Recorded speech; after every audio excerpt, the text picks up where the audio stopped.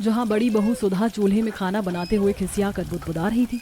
मुश्किल से मचान पर से 7-8 तोड़ी टूटकर निकली हैं। ये भी बनने के बाद गलकर इतनी थोड़ी हो गई कि इतनी से तरकारी में 12-13 जनों को कैसे खिलाएंगे। गुंजा, चावल धो दिया हो तो जल्दी से ले आओ।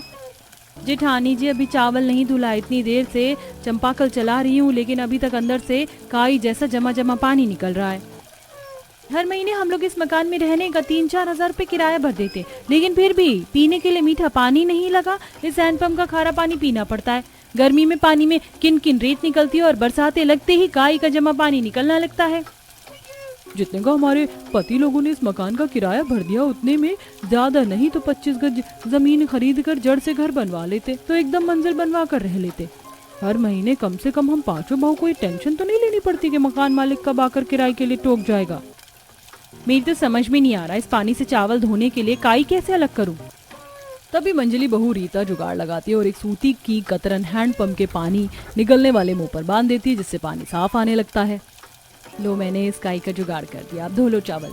वैसे मानना पड़ेगा मंजली जेठानी जी के अद्धांत से जुगाड़ लगाया है आपने। अब हैंडपंप का पानी इस कपड़े से खुद ही प्यूरिफाई होकर छन कर आएगा। कुमुद ऐसा बोल ही रही होती तभी मौसम काला कर देता है। तेज तेज की बिजली चमकने के साथ आंधी उठ जाती है। लगता है तगड़ी आंधी पानी होने वाली है। अभी पूरी तरह खाना भी नहीं बना। देवरानी जी, जल्दी चावल धोकर दे दो, वरना बारिश आ गई तो चावल नहीं बन पाएगा। जेठानी जी, धो रही हूँ। एक तो इतने बड़े पतीले में चुल्लू भर चावल मुट्ठी में नहीं आ रहे। तभी देखते देखते तेज आंधी पानी बरसने लगता है। पांचों जुगाड़ू बहुएं रसोई का सामान समेटने लगती हैं।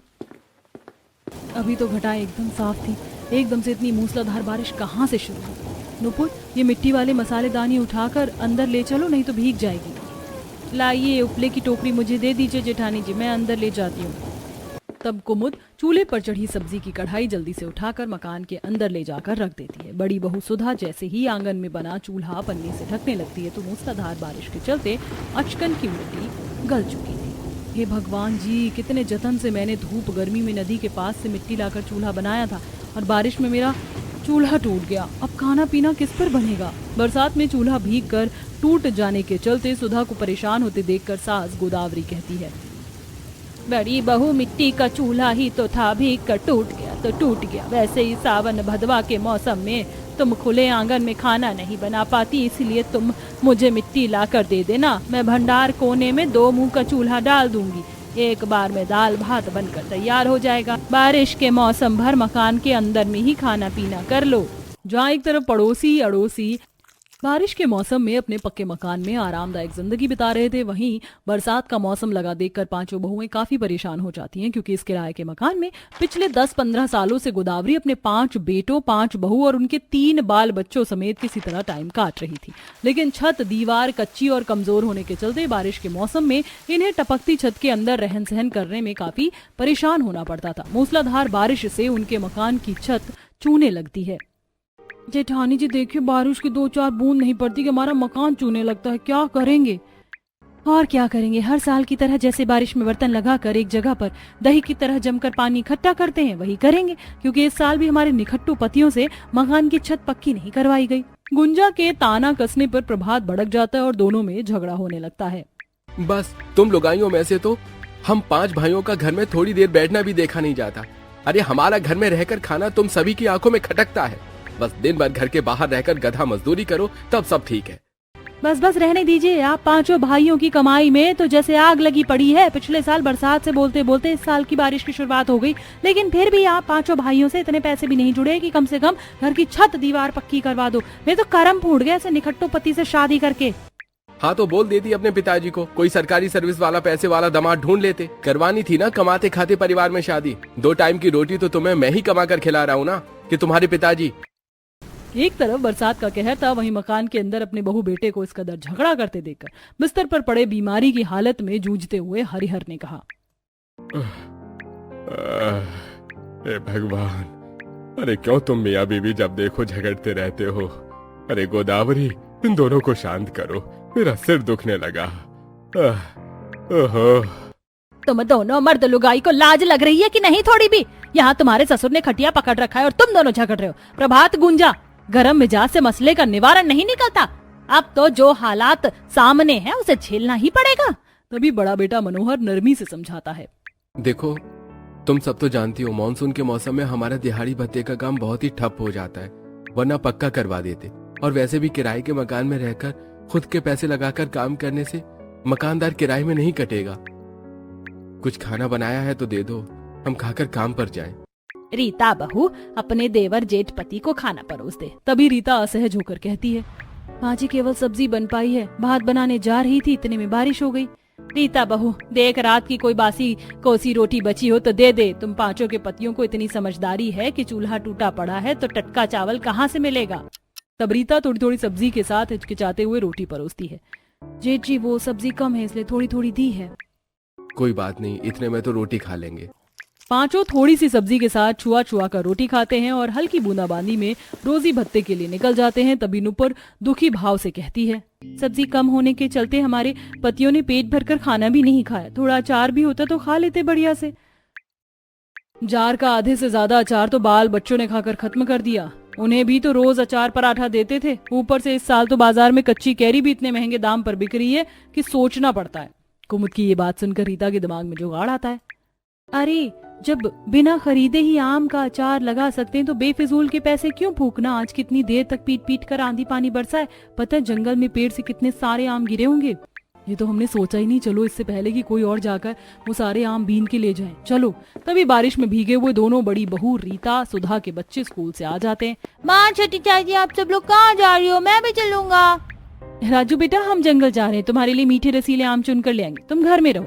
थोड़ी देर में पांचों बहुएं जंगल पहुंच जाती हैं जहां ठंडी ठंडी हवा चल रही थी और शाखाओं पत्तों पर जमी बूंदें गिर रही थी। जमीन पर बहुतायत के आम पेड़ से टूट कर गिरे थे, जिसे देखकर पांचों जुगाड़ू बहू खुश होकर जल्दी जल्दी चुनने लगती हैं।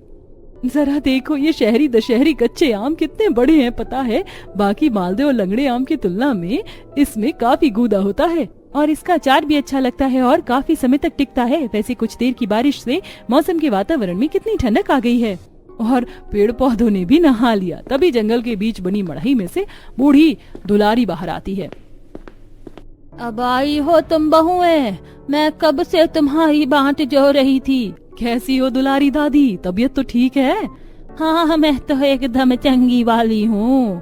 पेड़ पौधों की शुद्ध ताजी हवा शरीर में लगती है। जंगल से ही फल चुन कर भरण पोषण कर लेती हूँ। वैसे दुलारी दादी आपको इतने घने जंगल में अकेले रहने में जंगली जीव जंतु का जोखिम नहीं लगता? रीता बहू इस जग में जानवरों से वफादार तो इंसान भी नहीं होता। एक कुत्ते को भी अगर तुम 2 टुक रोटी डाल दोगी ना तो इतने भी खाकर संतुष्ट हो जाता और तुम्हारे घर के बाहर बैठकर पहरेदारी भी करेगा। ये तो है दुलारी अम्मा, हम पांचों भी जंगल में जब आते हैं तो काफी सुकून ठंडक मिलता है। दिल करता है यहीं पर बसावट कर लें, किराए की भी भारी चिंता सर से उतरे। तब नुपुर नदी के किनारे हरे साग निकले हुए देखती है। सुधा दीदी, रीता दीदी, वो देखिए बरसाते लगते ही नदी में साग पनप गया है। पर नुपुर साग तो सर्दी के मौसम में होता है, बारिश में कौन सा साग पात होता है? मेरे देखने में तो खरपतवार लग रहा है। गुंजा जी मुझे भी साग की अच्छे से परख है। ये लाल चौलाई का साग है, बाजार में बहुत महंगा बिकता है, मैं खोट कर ले आती हूँ। नुपुर नदी के अंदर उतरकर उस लाल लाल चौलाई साग को खोटने लगती है। तभी उसके पैरों के नीचे काफी सारे पत्थरों का आभास होता है। लगता है इस नदी में घोंगे और सीप भी हैं।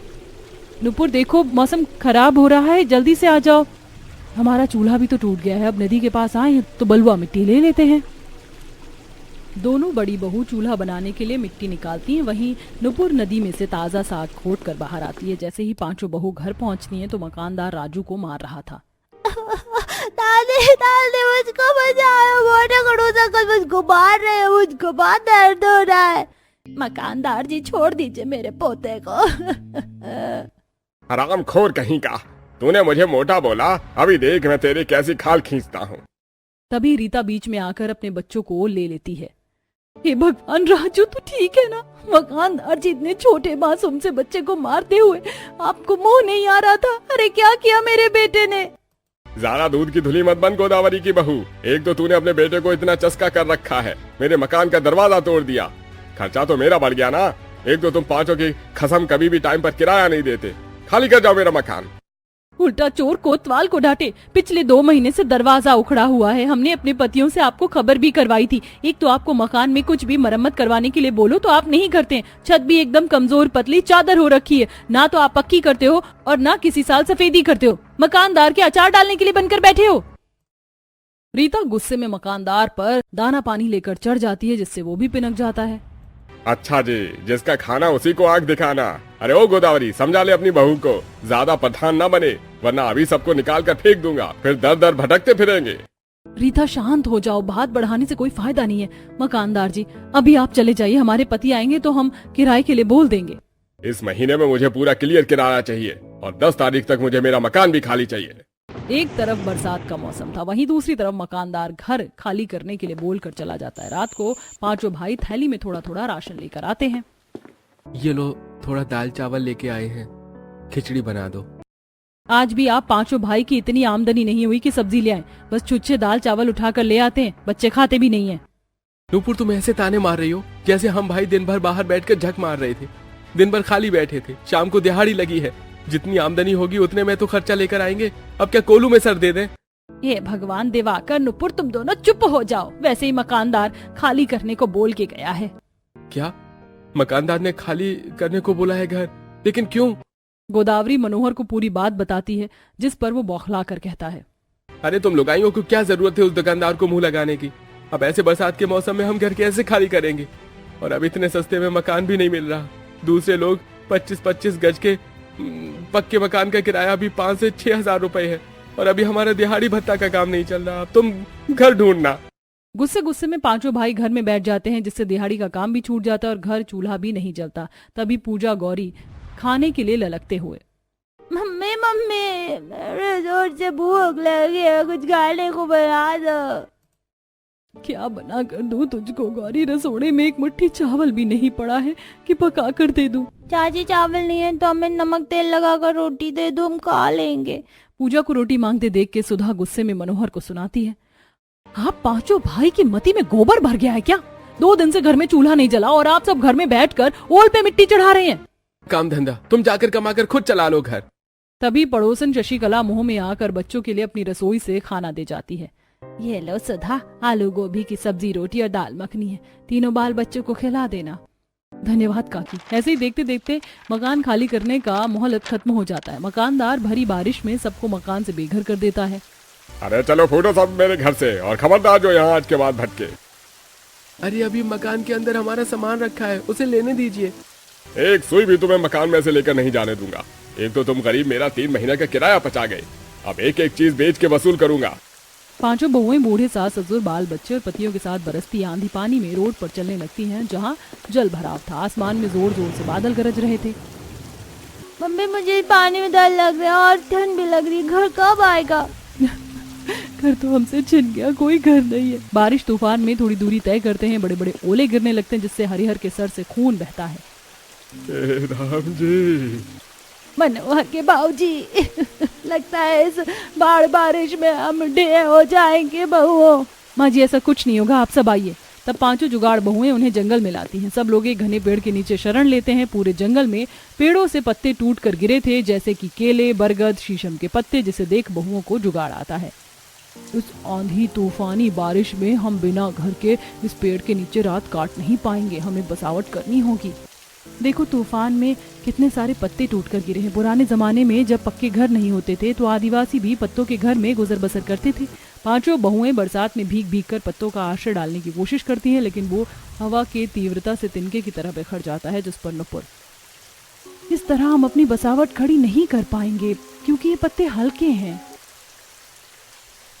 तभी उन पांचों के पति भी मदद के लिए आते हैं और दिवाकर कहता है, देखो, बसावट करने के लिए पत्तों के साथ ठोस लकड़ी चाहिए होगी, तब बात बनेगी। हमें अपनी गलती का पछतावा है, हमें माफ कर दो।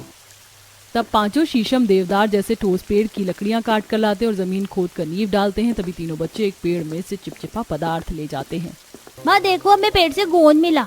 ये तरल पदार्थ मेरे हाथों में चिपक गया। रीता, ये पदार्थ हमारे घर में पत्तों को चिपकाने में मदद करेगा। बच्चों, ये पदार्थ और लेकर आओ। तीनों बच्चे उस पेड़ की छाल से गोंद इकट्ठा करके लाते हैं। तीनों बहू पतियों के साथ लगकर घर बनवाती हैं। 2 बहू नुपुर कुमुद भोजन की व्यवस्था में लगती हैं। देखो, मुझे जंगल में से कितनी सब्जी मिली है। ये जंगली गोभी, कुंदरू और अरबी के पत्ते, इसके पकौड़े बहुत ही स्वादिष्ट बनते हैं। देखो, इस नदी के किनारे कितने सारे बड़े बड़े पत्थर थे, इसमें हम अपने लिए छोटी मोटी रसोई बना सकते हैं और सामान भी। तब दोनों पत्थर लकड़ी से जुगाड़ू रसोई बनाती हैं। और उसकी छत को खजूर, केले के पत्ते और नारियल के पत्ते से टिकाऊ मजबूत करती हैं और ईंट पत्थर से जुगाड़ू चूल्हा बना लेती हैं। किसी तरह हमने इस पत्थर से जुगाड़ू चूल्हा तो बना दिया, लेकिन पकाने और परोसने के लिए हमें बर्तन की आवश्यकता लगेगी। और इतनी भीषण बारिश में तो इस जंगल में सूखी मिट्टी मिलना भी असंभव है, जो हम मिट्टी के बर्तन ही बना ले। कुमुद नुपुर ऐसा सोचकर बर्तनों की तलाश में आगे निकलती हैं, जहां उन्हें फलदायी महुआ का पेड़ दिखता है, जिस पर से सफेद मोती जैसे महुआ पूरे जंगल में चू कर गिर रहे थे, जिसे देखकर कुमुद प्रसन्न हो जाती है। मुझे तो पता ही नहीं था कि जंगल में महुआ का पेड़ है। अब तो हमारे खाने का जुगाड़ हो गया। पता है, महुआ की रोटी बहुत स्वादिष्ट बनती है। वो देखो कुमुद, इस बरगद के पत्ते कितने चौड़े हैं। गांव देहात में शादी विवाह में इसके पत्तल बनते हैं। हम इससे बर्तन बना सकते हैं। नुपुर उस बरगद की डाली से खूब सारे पत्ते तोड़कर अपनी बसावट में वापस आती है और खाना रखने के लिए बड़े बड़े बर्तन पत्तल बनाती है। वहीं दुलारी उन्हें जरूरत के लिए 1-2 मिट्टी की हांडी दे जाती है। ये लो बहू, ये मिट्टी की पतूकी ले लो, इसी में पका लेना। बहुत बहुत धन्यवाद दुलारी दादी, आपने हमारी समस्या हल कर दी। चलो अरबी के पकौड़े बनाते हैं। मगर बिना तेल के पकौड़े कैसे बनाएंगे? तभी सुधा जंगल के थोड़ी आगे अरंडी के पेड़ देखती है, जिसमें फल लगे हुए थे, जिन्हें देखकर उसको जुगाड़पन सूझता है और वो उन फल पत्तों को तोड़ कर ले आती है। जेठानी जी, आप इन कटीले फलों का क्या करोगी? रीता, इसके अंदर अरंडी के बीज होते हैं, जिसको पेड़ने से तेल निकलता है। ये सुनकर रीता आश्चर्यचकित होती है। तब उन फलों में से बीज निकालकर सुधा उसे कूट कर तेल निकालती है। वहीं जंगल से ही उन्हें कच्चा हल्दी का पेड़ भी मिल जाता है और नदी में से नमक, जिससे वो स्वादिष्ट पकौड़े बनाकर परोसती हैं। वाह, ये अरबी के पत्ते के पकौड़े तो कितने करारे, खस्ता और स्वादिष्ट लग रहे हैं। खाने में पेट भर गया। सच में मनोहर भैया, और इस जंगल के ठंडे ठंडे वातावरण में बसावट करके खाने का अनुभव कितना खास है ना। ये लीजिए और पकौड़े खाइए, गरम गरम स्वादिष्ट लगेंगे। सुधा, हमको माफ कर दो। हमारी लापरवाही के चलते हम आज घर से बेघर हो गए। ये तो तुम पांचों के जुगाड़ की वजह से हम इस जंगल में बसावट कर पाए, वरना बेघर बिना छत के बारिश में भटक रहे होते। अब हम पांचों भाई मेहनत से कमाएंगे। अगले दिन तड़के सुबह सुबह पांचों जीविका उपार्जन करने में लग जाते हैं। तीनों भाई लकड़ी की कटाई करते हैं और 2 नदी में से मछली निकालते हैं। वैसे बरसात से इस नदी के पानी का जलस्तर काफी बढ़ गया है। रोहू, मांगुर, बड़ी बड़ी मछली हाथ में पकड़ में आ रही हैं। हमने भी लकड़ी काट ली है, चलो अब बाजार चलते हैं। तब पांचों बाजार में जाकर मछली और लकड़ी बेचते हैं और नदी की ताजी मछली होने के चलते ग्राहकों में महंगे रेट में भी खरीदने की लूटमार मच जाती है, जिससे मछली बेचकर उनकी अच्छी आमदनी होती है। वहीं पांचों जुगाड़ू बहुएं भी जंगल के परती भूभाग में जमी काई को साफ सुथरा करके बरसाती मौसमी सब्जियां, साग जैसे कि चौलाई, भुट्टे की बुआई लगा देती हैं। थोड़े समय में उसमें से फसल फूट पड़ती है, जिससे अब पांचों रसोई में बनाने के लिए ताजी सब्जियों का इस्तेमाल करती हैं और पांचों बहू बारिश में जुगाड़ू घर रसोई में सुलभता से रहन सहन करने लगती हैं।